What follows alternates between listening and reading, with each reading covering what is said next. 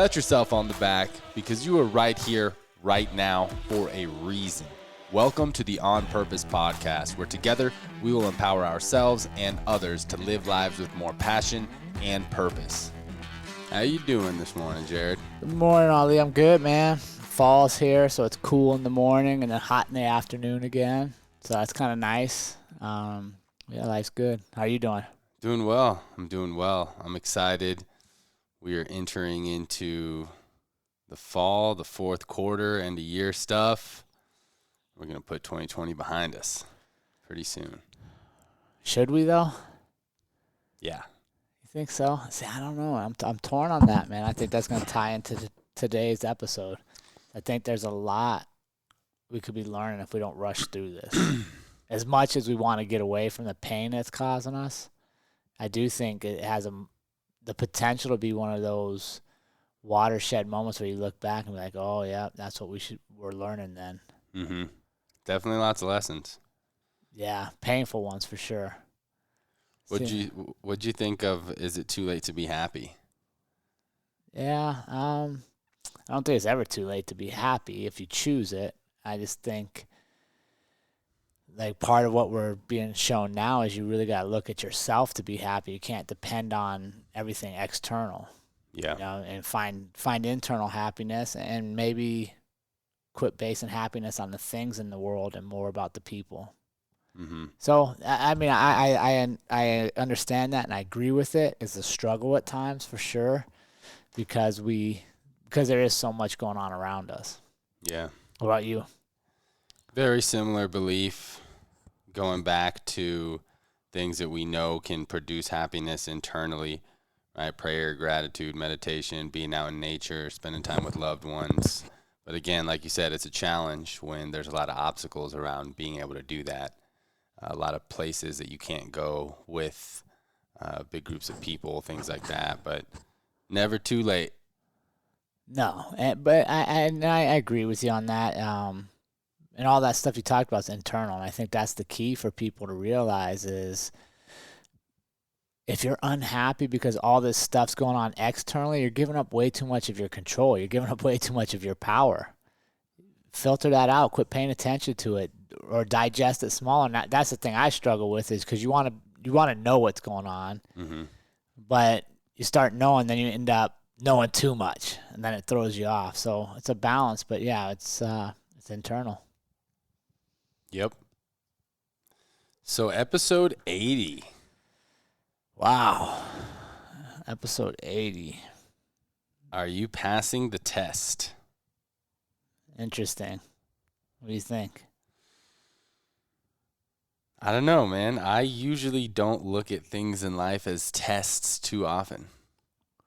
Really? Yeah. So that was the first question I had is how do you identify a test? So how do you, when you see things coming your way or you're in a difficult time, Mm-hmm. you never process that as a test? That's not a word that comes to mind. What would you call it? Like a challenge? I like the word opportunity. I look at everything as an opportunity. And even when it sucks and it's shitty, I look for where's the opportunity here? Where's the silver lining? Where's the lesson? I'll use the word lesson sometimes. Yeah. Lesson is the word I use. But yeah, test is one of those words that doesn't really resonate with me at this point in my life, at least. Yeah, I think it's an interesting word because just the word test itself generally indicates pass fail. Mm-hmm. Or some kind of grading mechanism. Yeah, for sure. Which, as we've talked about before, a lot of times as adults, we don't grade ourselves.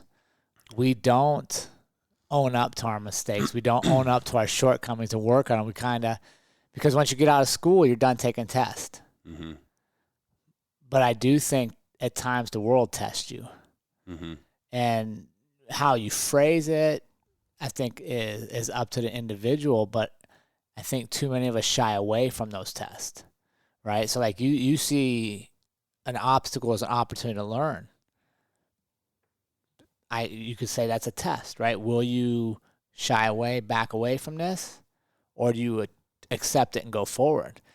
And I think many of us, especially in our country where it's easy to be comfortable, it's easy to get kind of lazy, we back away from those.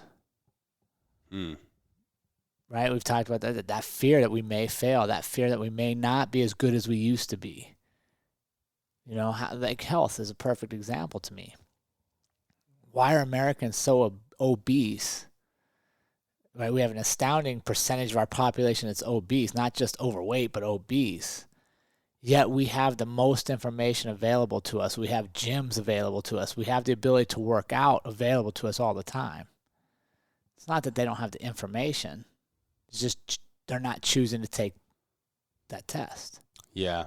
That obstacle, right? They're not taking the opportunity to challenge themselves. And so I think that's why, for me, that word test is interesting, especially in police work, right? Like even in police work where you have generally police officers, men and women, are alpha type personalities.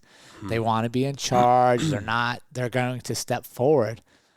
But you'd be amazed. You put them out on a shooting range or on a mat and you tell them it's a qualification. Just the word qualification induces stress to where some people don't perform like they would normally would. And it's qualification is just another word for what? Test. You pass or fail. Yeah. Right? Because when we say we're being tested, there's like, oh my gosh, I'm being judged. Right? You get the anxiousness. Like kids nowadays, it was nothing. We never even heard of this when I was a kid, but now there's test anxiety is a thing. So you can get accommodations for your test. You don't have to take it around everybody else. Really? Yeah. Huh. Oh, yeah. That's in schools all the time. I hear it all the time from kids, especially like young students that are coming to the gym. Like, well, he's got a lot of anxiety around being tested. And I'm like, well, he's going to be tested. He comes to this gym. Right. You know what I mean? Like, we're going to fix that. Because I think we just kind of shy away from that word. Yeah. And we shy away from having to, quite honestly, look at ourselves and what we've talked about probably in like episode 4 or something, that self-assessment. Right. And that's, for me, where the word test comes into play is I'm constantly testing myself with challenges, with goals, with accomplishments. However, when I look at this question of how do you identify a test in your life, it kind of, I think of people saying God's testing you kind of thing, of like, maybe God's testing your patience, God's testing your this. And I look at it as, again, an opportunity to where that idea always doesn't come to me as like, this is a test from God. Right. So for me, here's where I differ. A test, like an opportunity, is something to me that comes to me. I'm like, oh man, this is a great opportunity. I'm going to go do this. A test is when it comes to me, I'm like, fuck, I don't want to do this, but I know I have to. What's an example like of a recent test you've had that's appeared in your life? I feel like I'm being tested constantly right now. Quite honestly, probably one of the more recent tests is like I was talking to you, I want to delete all social media because I find it to be, right, I told you, like it's negative. I don't feel good doing it. But then I talked to you and I talked to Andrea, and they're like, dude, you've been building your community for years. Social media is how they look to you here. They look like people literally watch what you put out because it makes them feel better. It challenges them. So that's a test. I don't necessarily want to go to social media, but I feel like I have an obligation, kind of a responsibility, because people have begun to trust me there. So the test is, will I show up? Right? It's not an opportunity. Right? I've already created the opportunity. To me, it is a test. Will I show up? Will I put myself in a toxic place where people just seem to jump at the dime to fight with everything, knowing that one or two people really need my message? Or do I shy away because I don't want to do it? That's a test. Interesting.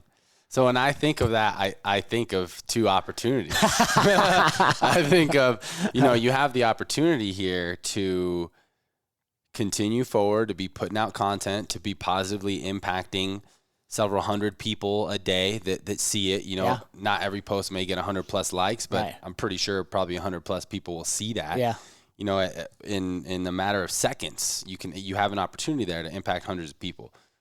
On the flip side, you also have the opportunity to delete your social media or move away. And go into a more silent period of time in your life where you're going more internally. So that's kind of how my brain registers it. Yeah. But I do see, I understand what you're saying. It's, but it is interesting how much power words carry. For sure. And how they can really, Courtney and I were actually having a discussion of this, of how much weight and value we give to certain words. Yep.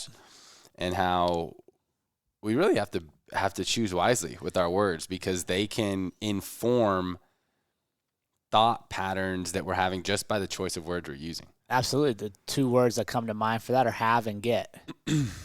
Right? If I say, hey, you have to do this. Oh, yeah. There's resistance. Or, well, why do I have to do this? Or I say, you get to do this. Like, oh, this is an opportunity, right? I get to do this, right? You don't have to train. You get to train. You don't have to eat healthy. You're blessed to have the opportunity to eat healthy. Yeah. It's such a basic one that I always forget. I'm always Huge. like, I have to train. Yeah. I have to make weight. I have to. It's great for parenting kids. Yeah. Right? If you tell a kid, hey, you have to clean your room, there's going to be resistance. Hey, you get to clean your room. That means you got an abundance of stuff. We got to get organized. Same thing's going to happen. Same action takes place, just how you frame it. But for me, that's kind of how I identify if I'm being tested. If there's things come on my way that I don't want to do, but I know I should, that's kind of a test. So what's your natural response to a test? Like when you know you're being tested, and your definition of being tested, how do you usually respond? Man, I would say most of the time, well, Andrew would probably tell you, like, when I'm first tested, I'll be like defensive about it and be like, oh, blah, blah, blah. But then if I sit with it, then I'll come up with a response. So I guess my initial response is to challenge back on why I'm being tested, why we're tested right now, and then sit and think about it and come up with an answer. I've always been that way, though.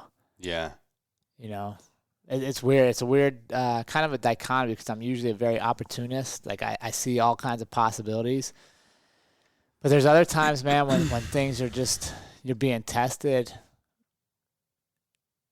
you're just like, God dang, why do I have to do this again? Like, I feel like we've already done this before. Yeah. And that's, what about you? So I know you see them as opportunities, not tests, but what about, well, you've been going through a huge test with your business. Yeah.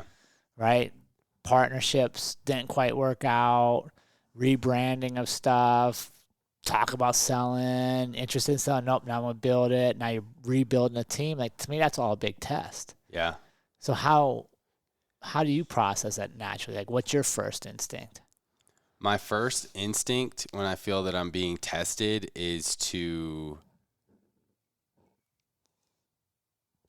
crush that test, blow past the barriers, go, like, even in, like, athletics is a great analogy. Like, even if I'm on a run and then it starts to go uphill, I try and speed up. Yep. Or I'm feeling tired, I want to react, keep going. Or someone's testing my patience or testing my honor and integrity, I want to prove them wrong right away, right? But I think over the years I've learned that not all tests are worth taking.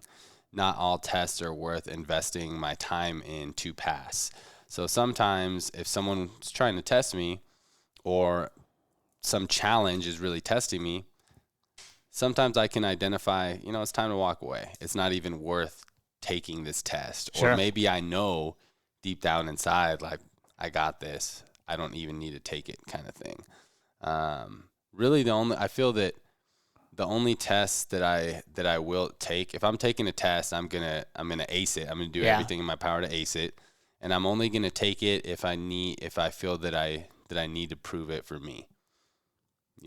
That's huge. Yeah. But I think the other part of that too is you're going to prepare.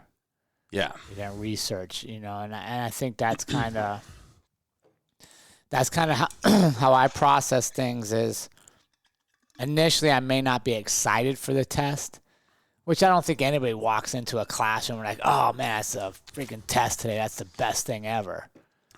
Well, unless you're thoroughly prepared, that's a great feeling.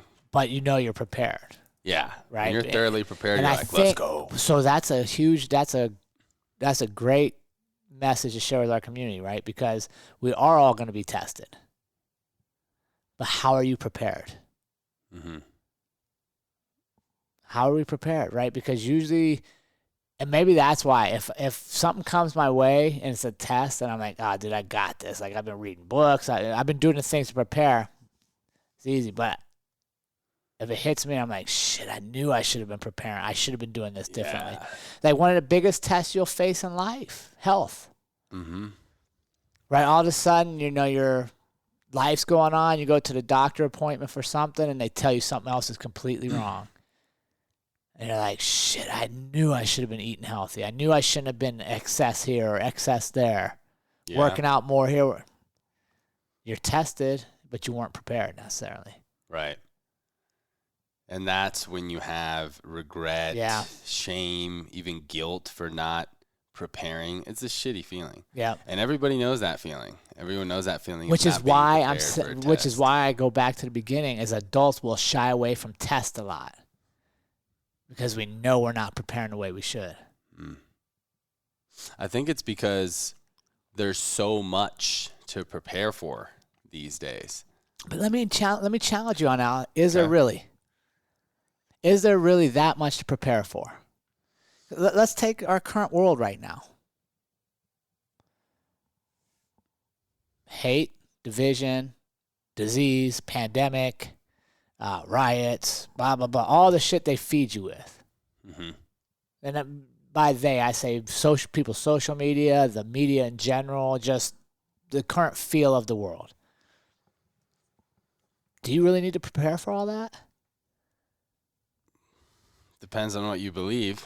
So I guess I could rephrase my statement and say, no, I don't want you to rephrase it. I want you to stay by it. Because I think you're right.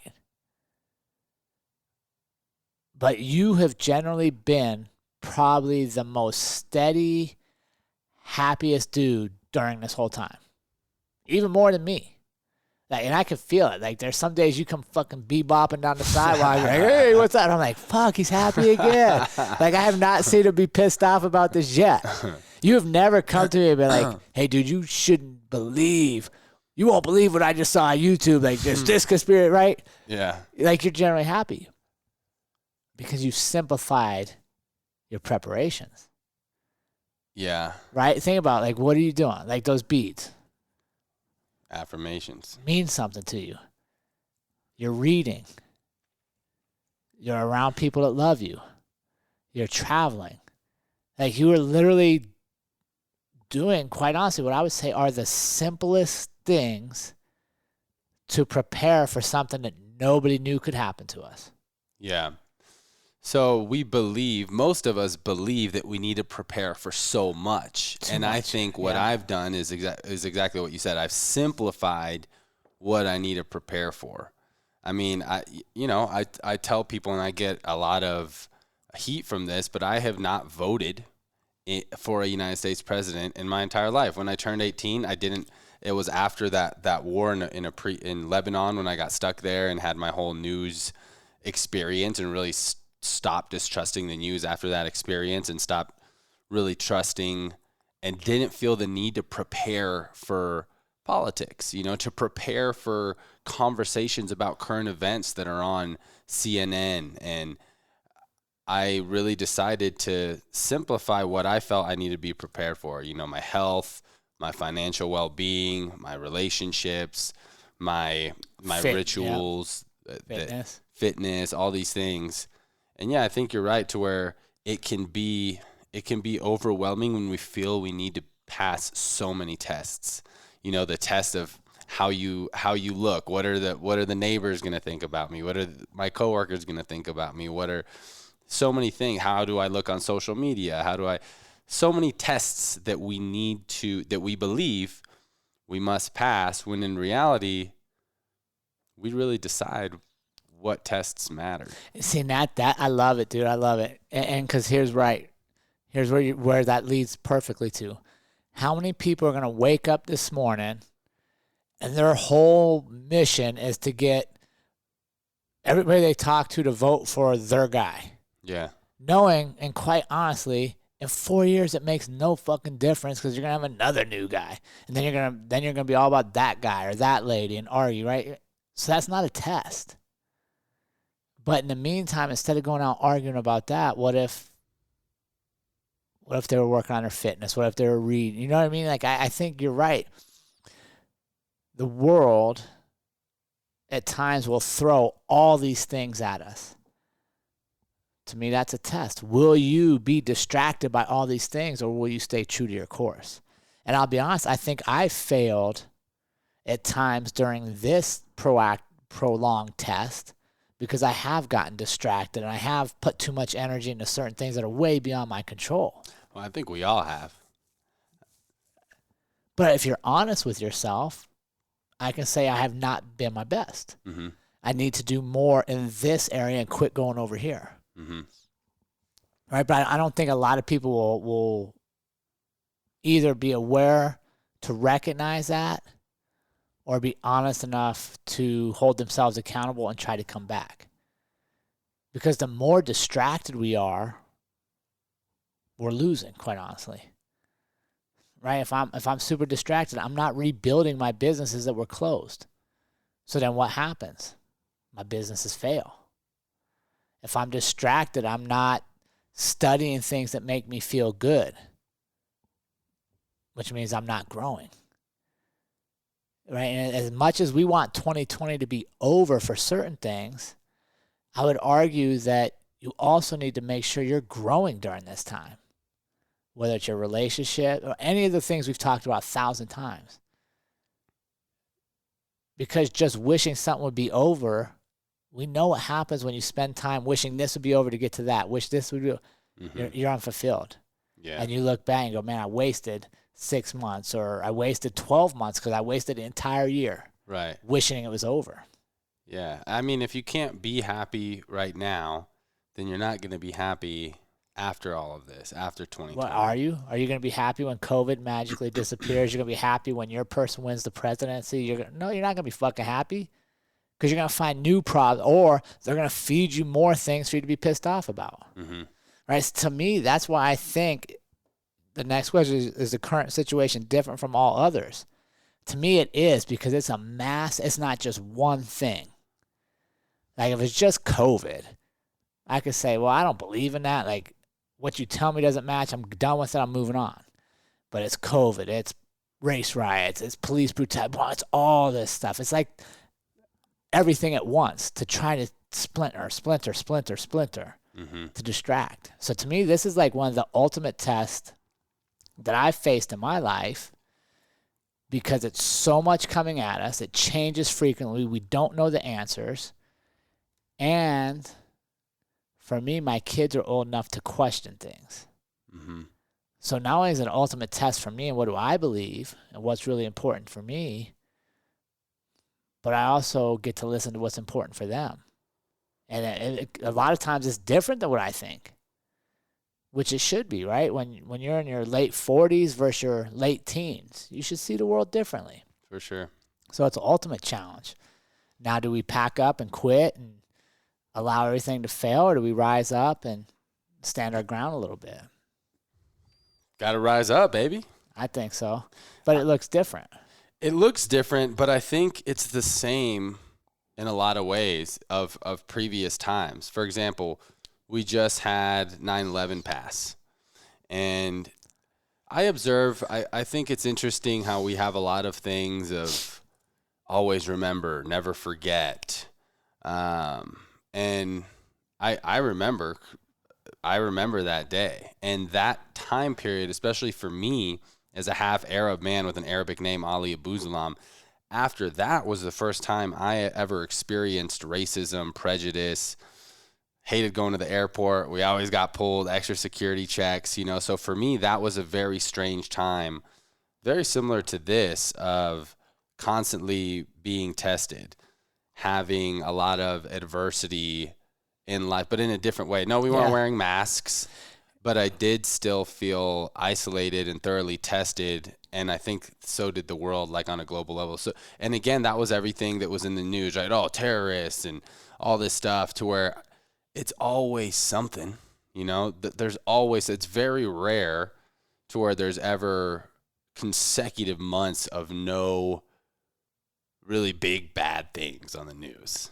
right? Whether that's, vaporizers are killing your children, to terrorists are attacking the U.S., to there's a global pandemic, to racism is always thrown in there every couple of years. There's always something really negative to, I think it's different in the fact that we've never had masks before. We've never had this social distancing and all this shit, but we are always constantly being tested.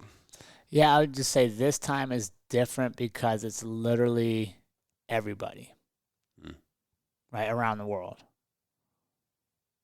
Every country seems to be impacted with this. There's protests going on all over the world. And 9/11 was pretty much a U.S. event, right? It's when we came together and we're like, we're going to go take it to these terrorists. Mm-hmm. Well, right now, what I see happening is neighbor versus neighbor, community versus community, American versus American. So it's much different for me. But yes, you're always going to be challenged. You're always going to be tested. I think this time period we're going through right now has the ability to really stand out because it's so many tests at once. It's so much, I would say, overwhelming dislike and discourse, that how we respond is really going to shape the future for our kids and our grandkids. So what do you think the tests are in this time? What are we being tested on? I would say one of the biggest tests is how much you rely on technology and the government for your basic needs, right? Like for me and my family, that's one of the big things we were exposed to is like, when they go to the store, I have a family of 5, and my teenage son eats a lot like teenage boys do. So when I go to the store and you tell me I'm allowed 2 packages of ground beef and I only shop once a week, that's not going to work. I'm only allowed 1 chicken, right? So for us, one of the big things that we've learned, and I think this could be different for everybody, but for us, one of the big lessons we learned is we need to be more self-reliant. I don't need to have, and honestly, an appreciation for our farmers, right? I don't need to have the grocery store supply everything. I should be able to grow some of my own stuff. I need to have plans for how do I get my own water? How do I take care of myself? And not in a, I guess in a survivalist way, but also in a, holy shit, when they told us to stay home and we could only do certain things, that really exposed how dependent I was. Right. So I think for me, it's much more independence, right? Not if the internet goes down, do I have books to read? Mm-hmm. Just stuff like that. And I think that could be a message for a lot of people is more self-reliance for your education, for your fitness, for your food supply. And with that, maybe you're a person that doesn't want to have to worry about getting your own water and you're going to live in a city forever and that's fine. But you become more self-reliant just in your own life, whatever that looks like. So that's the biggest thing that I've learned in this test is I don't want to be dependent on a ton of systems or other people that can just make rules with no input from me that drastically affect my family's lives. Yeah. Goes back to really what do we want to be prepared for? Right. And thankfully we've prepared. Mm-hmm. Right? Like I didn't have you prepared. Got the Airstream. You I got it know. all now. I didn't have a ton of bills. I didn't have a ton of debt. So when they shut my businesses down, while it sucked, I didn't have to worry about, can I buy food? You know what I mean? Like it's just little things. So we were prepared, right? I had my health. I didn't need to go to the doctor. I didn't need overpriced prescriptions. You know what I mean? Like, so I think to me that's the results that I'm getting out of this, is that sometimes simple is better. And just like you said earlier, it feels like at times there's way too much to prepare for. So simple it down. Can I feed my mind? Can I feed my body? Am I moving my body? Am I loving the people that I'm around? Those are good results from this test. I think about if everybody loved the people they're around, a lot of this shit wouldn't be happening. Yeah. That's been the biggest lesson for me in how I'm responding. Because when a lot of this stuff was first going down, I felt that I needed to be on the side and voice my opinion and you know, well, these doctors are saying this, or well, actually Black Lives Matter is actually owned by some racist white guys, you know, and like, oh wait, well actually, and really getting into the all of these conspiracy theories and trying to learn more, and eventually I got back to one of the Dale Carnegie principles: the best way to win an argument is to avoid it, and decided that what I want to do every single day is positively impact people, whether that's through a post on social media, whether that's asking the cashier, hey, what was the best part of your day, whether that's doing a Dat Grat interview. And I don't want to be contributing to the divisiveness, the hatred. To me, that's something that I don't need to thoroughly prepare for. I don't need to know every single statistic on COVID-19.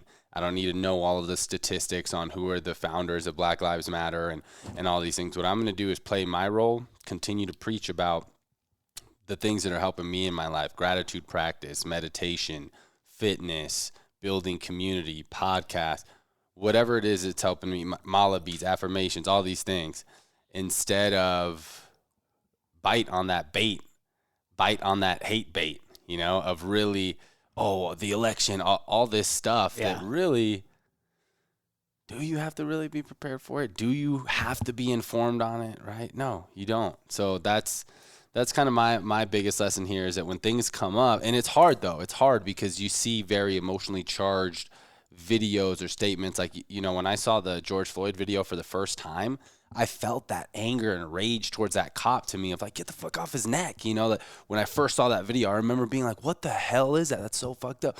But again, you only see that content that's going to emotionally charge you up. And sometimes it can be very difficult to not be like, you know, you don't need to go to social media and post this and be like, fuck all cops, or whatever, however you're feeling in that moment.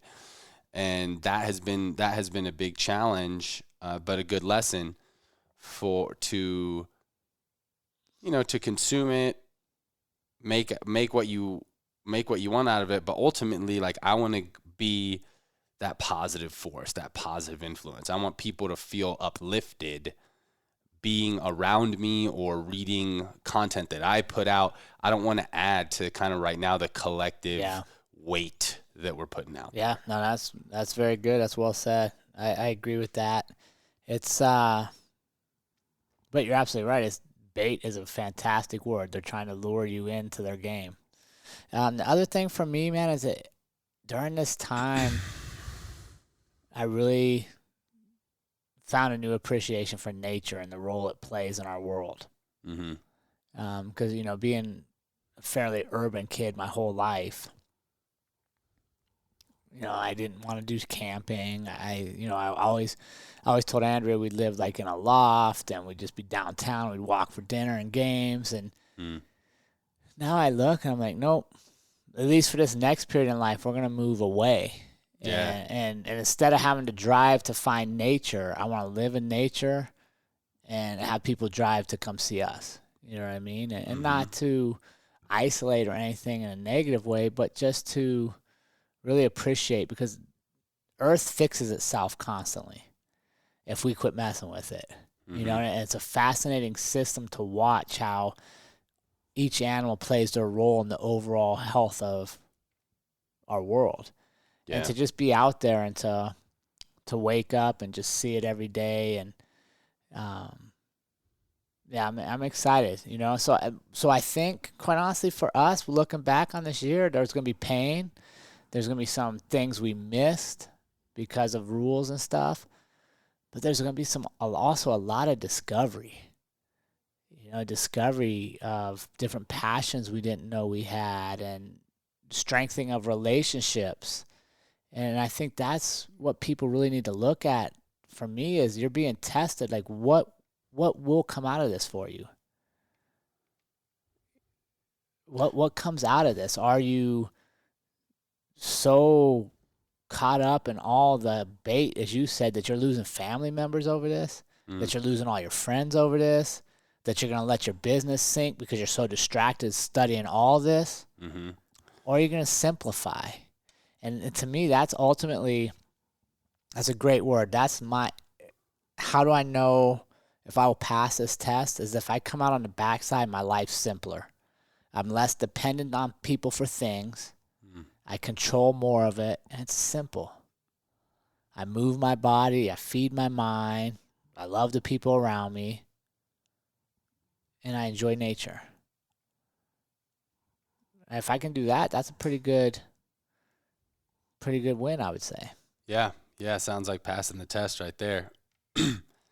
What do you say? Like, as you look back on 2020, when it's over with, what do you hope to see that you've learned or taken advantage of from this opportunity? I think a lot of it ties back to the last episode, that you're always in control of your happiness. Yeah. You know, you're always in control of what you're defining as your purpose. I forgot if it's a man's search for purpose or a man's search for meaning, but the concentration camp survivor. Yeah. Worst possible environment scenario you're in. You're a Holocaust victim, you know, in these concentration camps. He was still able to find purpose, you know, and find little moments of happiness in the most horrible, hatred-full, darkest situation, imaginable. And I think that if I can, thank you, by the way, for that compliment of being jolly on the sidewalk. Oh, dude, you always are, man. If I can consistently be that way, and don't get me wrong, I have my days too where I'm sad, I'm down, I'm mad, whatever. But if I can have more of these happy, high energy days than otherwise, that's a win for me, especially during times like this when my business is being tested, my social life is being heavily tested, like you said, everything is being tested, but I'm choosing to see these as an opportunity to grow. I know if, you know, we make it out of this business, out of this year, have a good year, dude. Yeah, my business survived COVID. Right. I'm really gonna propel once things stabilize a little bit more in order for growth, right? Oh, look at all my relationships. And I fell victim to it too. I lost an employee because of an argument about stuff on the news, right? And that was a good lesson of like, why was I even getting into that? You know? Yeah. But blessing in disguise, but still just a good lesson of like how much is at stake when you choose to argue. You really have to choose your battles wisely. And I feel that a lot of what we see on the mainstream media is worth taking a second look at before really choosing to battle about. Or not even looking at it at all, to be honest. That too. You know, I mean, yeah, that's a constant battle there. Yeah, so for me, man, the simple life is a huge lesson I learned here. You know, and the ability to control a lot of variables that previously I didn't even worry about. Mm-hmm. Just because it honestly, and so I create a simpler life. And what is the end result of that? Is more freedom. Freedom to travel, not as tied down to certain things. Mm-hmm. I need less money to live, which means I have more money to give. Mm-hmm. right? I mean, there's so many good things that'll come out of this, but you don't get there by looking at the end of the counter wishing it was over. You only get there by answering the test each day. Yeah. Yeah. Every day is an opportunity. Yeah. And just because you struggle one day doesn't mean you shouldn't get up and get after it the next day. Like, it's going to happen. Like, I've definitely had my share more downs during this time than I remember in a long time. Yeah. But I'm also like, okay, we have very positive things in motion. Mm-hmm. And very positive things that I've learned. Yeah. Oh, for sure. Me too. It's been tough. I mean, not having any trade shows, no social events, none of that stuff. Like, that's what I thrive on, not only for my business, but also as a very extroverted person for my psyche. Yeah. You know, we had the gym closed for months. Like, don't get me wrong, there's been a lot of challenge and adversity, but what good is talking about how shitty it's been? Right. Right? What does that do for you? It keeps that shitty weighted feeling around. We can talk about it all day and, oh, it's been shitty, or we can have these conversations that we're having and look at the lessons that we're learning. Look at, if we want to, look at this as a test and how we're passing, how it's going to look on the other side of that. So, yeah, love it. Cool. You got some purposeful practice to wrap them up, Mr. Ali? Yes, I do. So part 1, reflect on how you have been tested during this time. Part 2, how have you responded both instinctively and after thought? 3, are you happy with your response and would you make any changes? 4, what do you need to do to pass this test? And 5, email your practice to us at onpurpose.official@gmail.com. Awesome.